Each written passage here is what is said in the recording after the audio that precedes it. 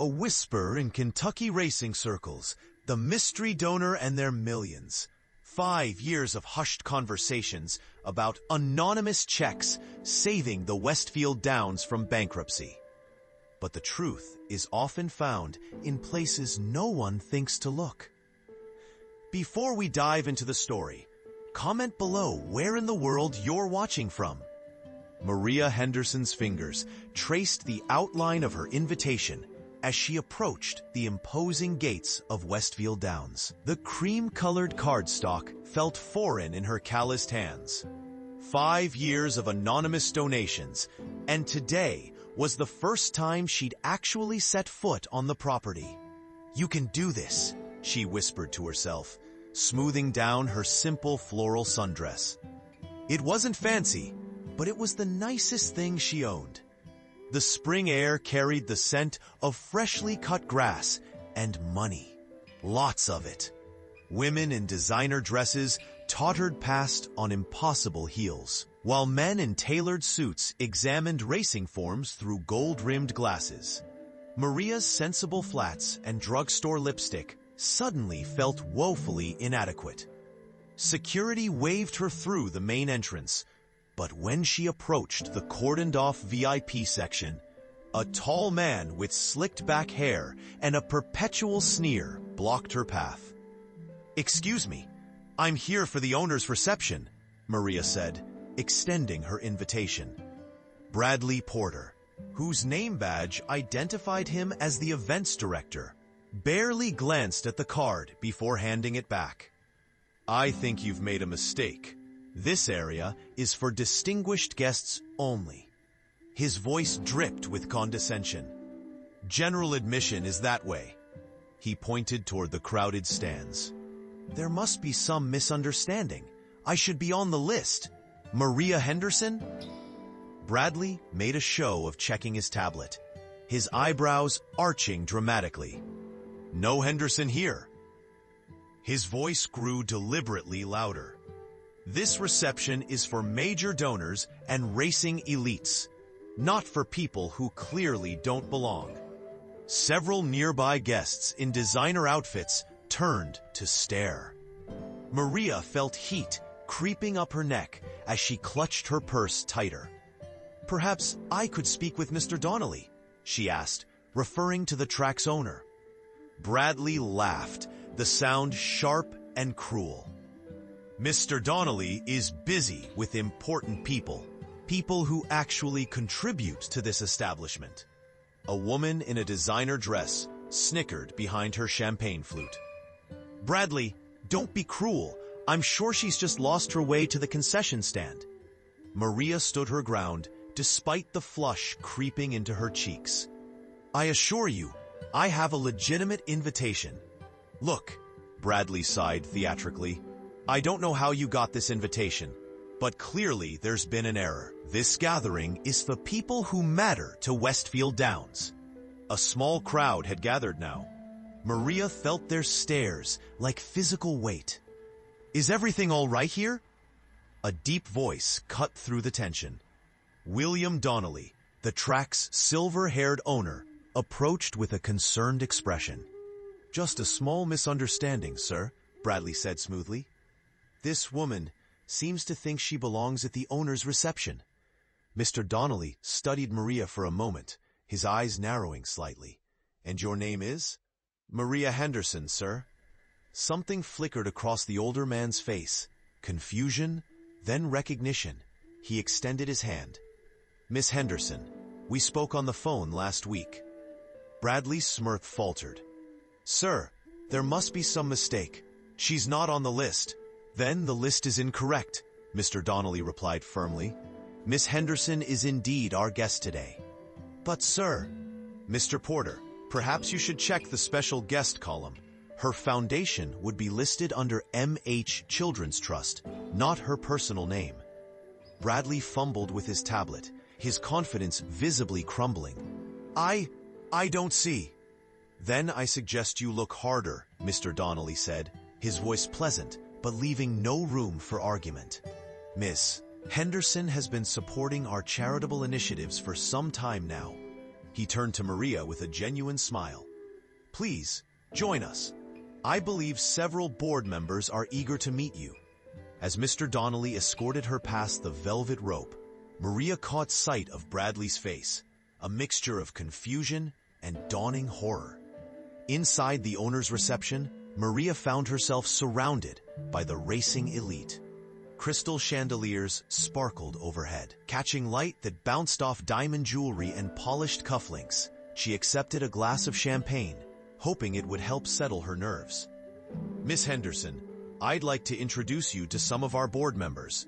Mr. Donnelly gestured toward a group of well-dressed men and women. It's a pleasure, Maria said, shaking hands with each of them. Their expressions ranged from polite curiosity to barely concealed skepticism. So, tell us about your interest in horse racing, prompted a silver-haired woman draped in pearls. We don't often see new blood in this circle, especially someone so understated, Maria offered with a small smile. I was going to say unique, the woman replied, her eyes traveling from Maria's simple dress to her unadorned nails. Before Maria could respond, Bradley appeared at Mr. Donnelly's side, whispering urgently in his ear. The owner frowned, excused himself, and stepped away. I don't mean to pry, said a man with a carefully trimmed mustache. But how exactly did you become involved with Westfield Downs? Family connections, perhaps? No family connections, Maria replied honestly. I simply believe in the community programs the track supports. How quaint, the pearl-adorned woman commented. Though, I wonder what credentials qualify you to be here today. Most of us have been in racing for generations. Bradley returned, hovering at the edge of the group with a smug expression. He caught Maria's eye and smirked. Ladies and gentlemen, he announced loudly enough for nearby groups to hear. There seems to be some confusion about our guest list today. Perhaps Miss Henderson would be more comfortable touring our general facilities? Mr. Donnelly was nowhere in sight, and Maria felt the weight of every stare. The champagne in her stomach soured as she realized Bradley was attempting to humiliate her a second time. This time in front of the entire board. I believe I was invited to the entire event, Maria said quietly, squaring her shoulders despite the burning in her cheeks. Of course you were, Bradley replied with false sweetness. But surely the technical discussions about race purses and sponsorship tiers would bore someone with your limited background. Several board members exchanged glances, clearly uncomfortable but unwilling to intervene. Actually, Miss Porter, Bradley said, his voice carrying so everyone could hear. I've just confirmed with security that your invitation appears to be counterfeit. Our authenticity measures don't match. The room fell silent. All eyes turned to Maria. That's impossible, she said firmly, though her heart raced. I received it directly from Mr. Donnelly's office. A likely story, Bradley scoffed. This is a private function for individuals who financially support Westfield Downs. He gestured around the room. Every person here has contributed substantially to our success. What exactly have you done besides show up uninvited in a department store dress? Several gasps punctuated the air. The pearl-adorned woman covered her mouth, though whether from shock at the accusation or at Maria's attire was unclear. Mr. Porter, Maria began, her voice steady despite the humiliation burning through her. Security is on their way, he interrupted, looking past her toward the entrance. We take trespassing very seriously at Westfield Downs. The murmurs grew louder. Maria felt trapped, her breathing shallow, as people began to step away from her, as if she were contagious. Then a booming voice cut through the chatter. What in God's name is going on here? Mr. Donnelly strode back into the room, followed by a distinguished older gentleman Maria recognized as Samuel Worthington, chairman of the Kentucky Racing Commission. William, Bradley began, smoothly shifting his tone to one of concern. We've discovered this woman has falsified credentials to gain access to... Stop right there, Mr. Donnelly commanded. His face had turned an alarming shade of red. Miss Henderson is not only invited, she's our guest of honor today. Bradley's mouth opened and closed like a fish out of water. But sir, she's clearly not... Not what, Bradley? Not rich enough? Not dressed expensively enough? Miss Henderson's foundation has contributed over $15 million to Westfield Downs in the past 5 years. She's the anonymous donor who saved this track when nobody else would touch it. The room fell silent as Mr. Donnelly's words hung in the air. Bradley's face drained of color, his mouth still frozen in mid-protest. Miss Henderson, Mr. Donnelly continued, has been our most generous benefactor, funding our youth riding program, our equine rehabilitation center, and the emergency medical facilities we unveiled last season. Maria's cheeks burned, but this time from unwanted attention rather than humiliation. She'd never wanted recognition. That's why she donated anonymously in the first place. In fact, Samuel Worthington added, stepping forward, Ms. Henderson is here today because we're announcing her as the title sponsor for this year's Kentucky Derby qualifier. The pearl-adorned woman gasped. But that's a $5 million sponsorship. 5.2, actually, Maria said quietly. Bradley's complexion had shifted from pale to sickly green. I had no idea, he stammered.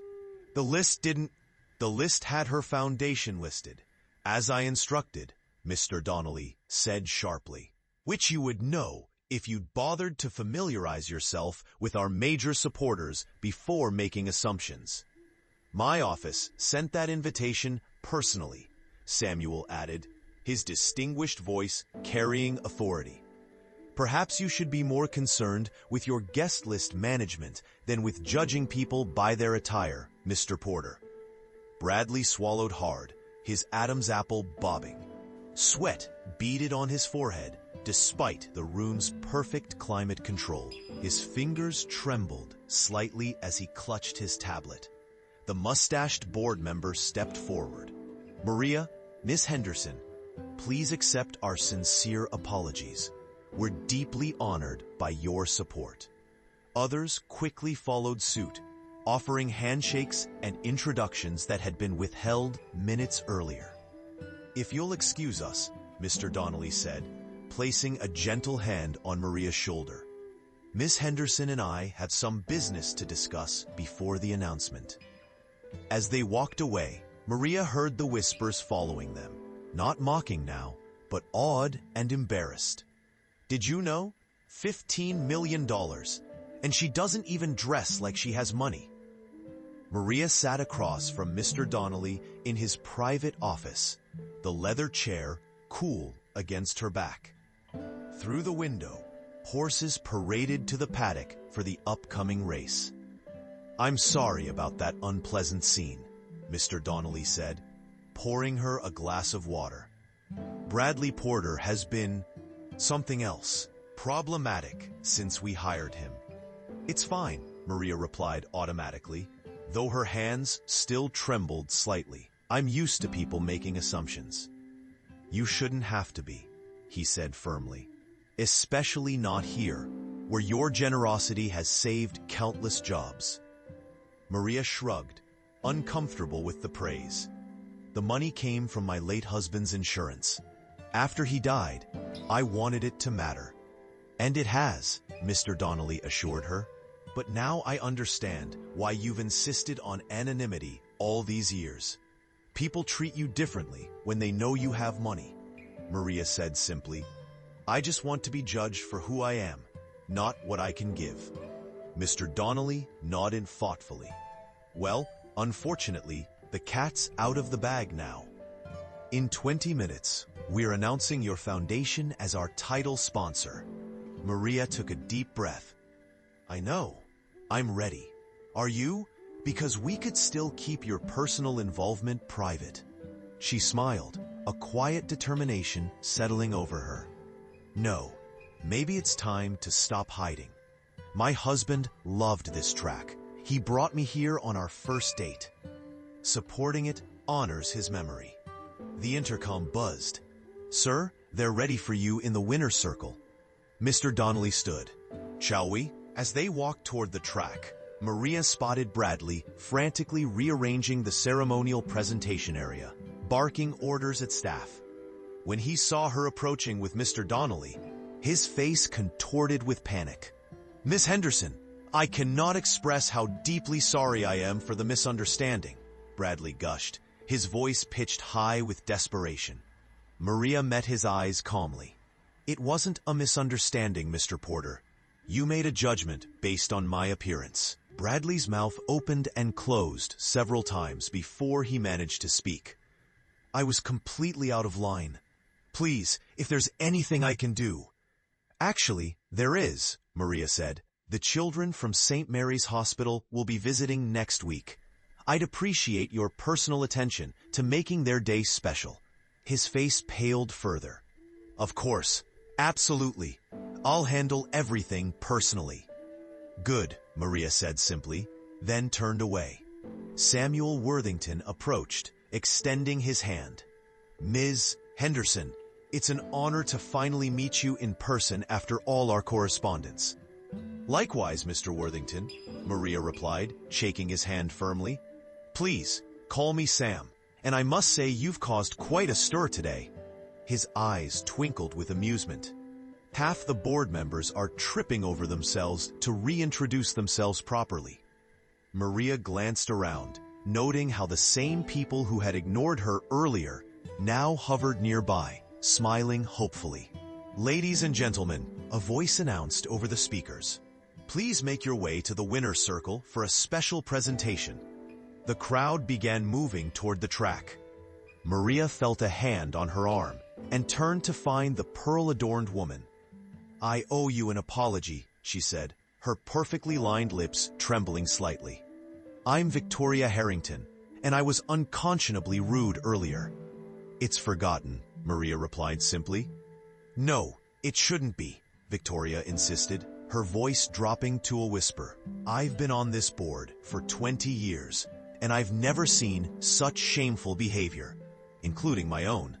Your generosity deserves better." Mr. Donnelly appeared at Maria's side. "It's time." Walking toward the winner's circle felt surreal.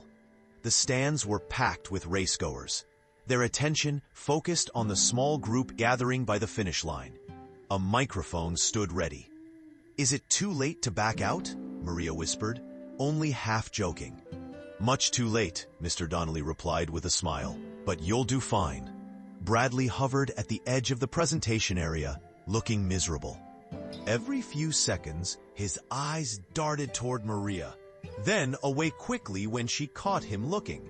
Samuel Worthington stepped to the microphone. "Ladies and gentlemen, welcome to the spring opener at Westfield Downs." The crowd applauded enthusiastically. "Today, we have a very special announcement. For 5 years, Westfield Downs has benefited from the extraordinary generosity of an anonymous donor whose contributions have exceeded $15 million. A murmur rippled through the crowd. "This benefactor has funded our youth programs, our equine rehabilitation center, and our medical facilities. Today, we are honored to reveal her identity as she becomes the title sponsor of our Kentucky Derby qualifier." Samuel gestured toward Maria. "Ladies and gentlemen, please welcome Maria Henderson of the M.H. Children's Trust." The applause was thunderous. Maria stepped to the microphone, momentarily frozen by thousands of eyes focused on her. She glanced down at her simple sundress, so out of place among the racing elite. "Thank you," she said quietly, then cleared her throat and tried again. "Thank you. My late husband James loved this track. He brought me to my first race 15 years ago, and we never missed an opening day after that. From the corner of her eye, she spotted Bradley dabbing sweat from his forehead, his complexion still ashen. James believed that horse racing wasn't just about winning or losing, but about community. When I lost him 5 years ago, continuing his passion for this place seemed the best way to honor his memory. The crowd had fallen completely silent, hanging on her every word. The programs we've built together, the children's riding therapy, the veterinary scholarships, the community outreach, these matter more than any race outcome. They're about giving back to the community that supported us when we had nothing. Mr. Donnelly handed her a ceremonial check, larger than she was comfortable with, but she held it with dignity as cameras flashed. So today, I'm proud to officially sponsor the Henderson Memorial Derby qualifier. Not for recognition, but because it's what James would have wanted. As she stepped back from the microphone, the crowd erupted again.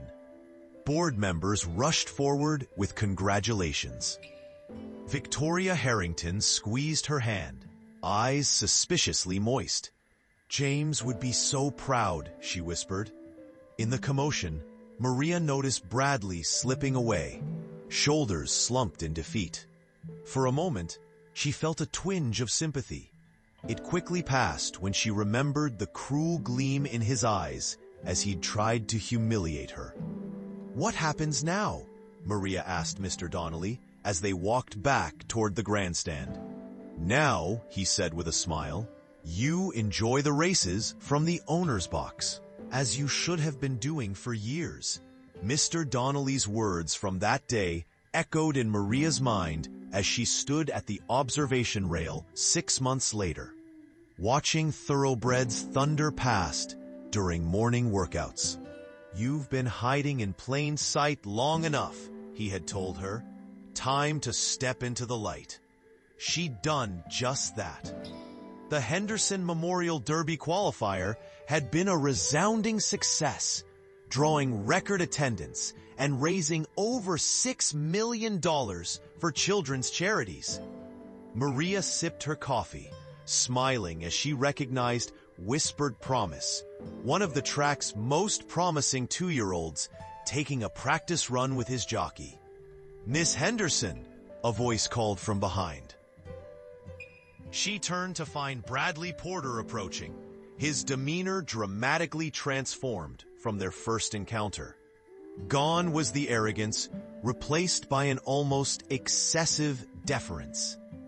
"The children from St. Mary's just arrived. They're getting settled in the education center now." "Thank you, Bradley. I'll be there shortly." He nodded and hurried away. After the incident, Mr. Donnelly had nearly fired him, but Maria had intervened, suggesting a different punishment: reassignment to oversee all the track's community outreach programs. Bradley had been coordinating hospital visits and educational tours ever since. A humbling, but ultimately redemptive experience. Maria finished her coffee and headed toward the education center. As she walked, various staff members greeted her by name, with genuine warmth rather than calculated flattery. Inside the center, 20 children from St. Mary's Hospital were settling in, their excited voices filling the air. Many were in wheelchairs or used walkers, but their faces lit up when Maria entered. "Miss Henderson," they chorused. "Who's ready to meet some horses?" she asked, grinning. Their enthusiastic response made her heart swell. This, not the VIP receptions or board meetings she now regularly attended, was why she'd decided to step forward. The impact was greater when she led from the front, rather than from the shadows. Victoria Harrington approached as the children were escorted outside. "You've transformed this place," she said quietly. "Not with money, but with heart." Maria smiled. "People see what they expect to see. The real challenge is learning to look deeper, And in that simple truth, she'd found her purpose, proving that true value never comes from appearances, but from the courage to be exactly who you are.